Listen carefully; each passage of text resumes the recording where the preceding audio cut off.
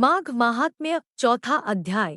श्री वशिष्ठ जी कहने लगे कि हे राजन, अब मैं माघ के उस महात्म्य को कहता हूँ जो कार्तवीर्य के पूछने पर दत्तात्रेय ने कहा था। जिस समय साक्षात विष्णु के रूप श्री दत्तात्रेय सत्य पर्वत पर रहते थे, तब महिष्मति के राजा सहस्रार्जुन ने उनसे पूछा कि हे योगियों में श्रेष्ठ दत्तात्रेय जी, मैंने सब धर्म सुने, अब आप कृपा करके मुझे माघ मास का महात्म्य कहिए। तब दत्तात्रेय जी बोले, जो नारद जी से ब्रह्मा जी ने कहा था वही माघ महात्म्य मैं तुमसे कहता हूँ।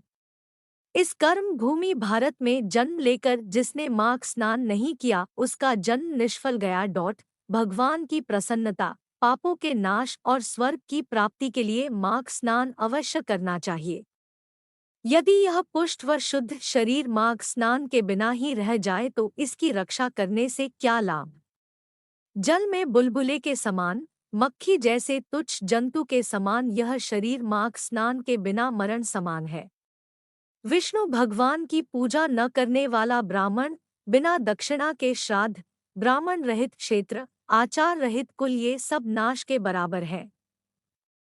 गर्व से धर्म का, क्रोध से तप का, गुरुजनों की सेवा न करने से स्त्री तथा ब्रह्मचारी, बिना जली अग्नि से हवन और बिना साक्षी के मुक्ति का नाश हो जाता है। जीविका के लिए कहने वाली कथा, अपने ही लिए बनाए हुए भोजन की क्रिया, शूद्र से भिक्षा लेकर किया हुआ यज्ञ तथा कंजूस का धन, यह सब नाश के कारण है। बिना अभ्यास और आलस्य वाली विद्या, असत्य वाणी, विरोध करने वाला राजा, जीविका के लिए तीर्थयात्रा, जीविका के लिए व्रत, संदेहयुक्त मंत्र का जप, व्यग्र चित्त होकर जप करना, वेद न जानने वाले को दान देना, संसार में नास्तिक मत ग्रहण करना, श्रद्धा बिना धार्मिक क्रिया, यह सब व्यर्थ है।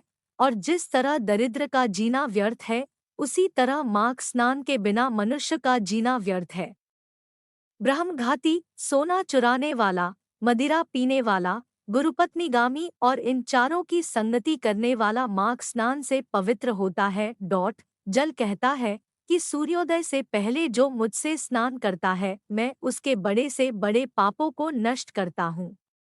महापातक भी स्नान करने से भस्म हो जाते हैं।